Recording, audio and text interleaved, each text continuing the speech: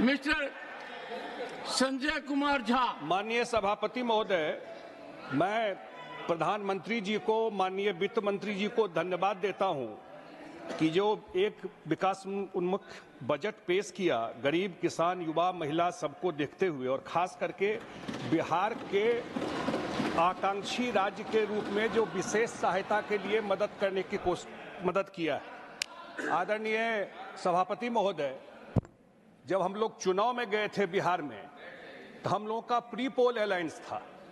जनता को मालूम था कि हमारे प्रधानमंत्री का चेहरा कौन है। हम लोग नरेंद्र मोदी जी के नाम पर जनता के बीच में वोट मांगने गए थे। तो मैं स्पष्ट कर देना चाहता हूं कि जनता दल यूनाइटेड, हमारी पार्टी जो है, वो बिल्कुल एक साथ चुनाव लड़े हम लोग बिहार में, और लोगों ने उनके चेहरे पर वोट दिया।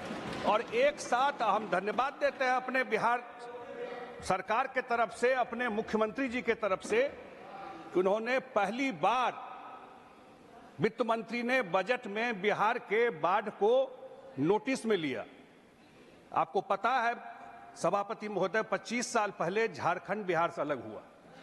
लैंडलॉक्ड स्टेट है, कोई मिनरल नहीं है, सारा पानी आता है नेपाल से। और मैं रहा हूं वहां पर वाटर रिसोर्स मिनिस्टर, मैं देखता था कि हजारों करोड़ स्टेट का पैसा हर एक साल हम लोग का बर्बाद होता है।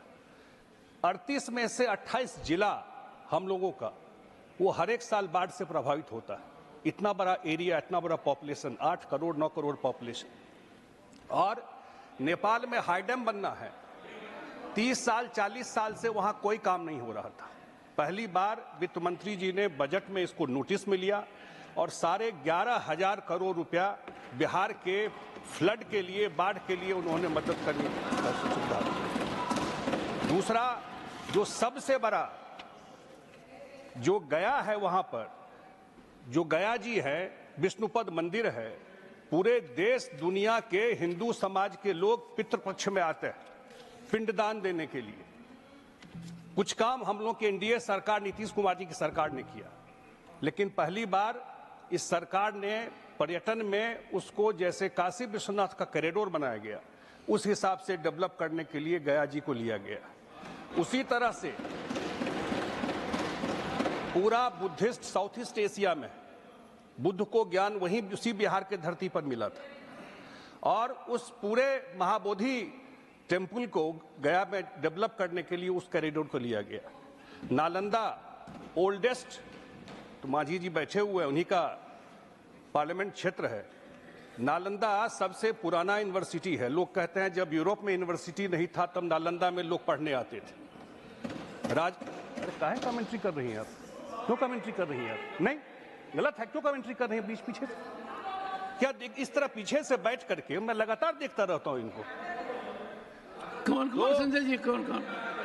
आप पीछे मत देखो, आप आगे देखो। नालंदा और राजगीर, इस दोनों को डेवलप करने के लिए इस पर्यटन के में जो लिया गया है, मेरे ख्याल से वो गेम चेंजर हो जाएगा पूरा एरिया के लिए। और हम लोग तो जब सरकार बनी 2005 में नीतीश कुमार जी की, तो हम लोग लालटेन युग में थे।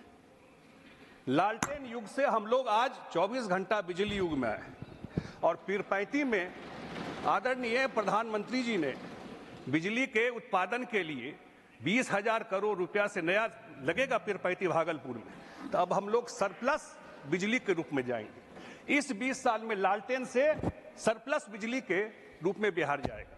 तो मुझे लगता है बिहार के लिए एक बड़ा अवसर मिला है। हमको लगता है कि बिहार कभी फोकस में रहा नहीं सेंटर में।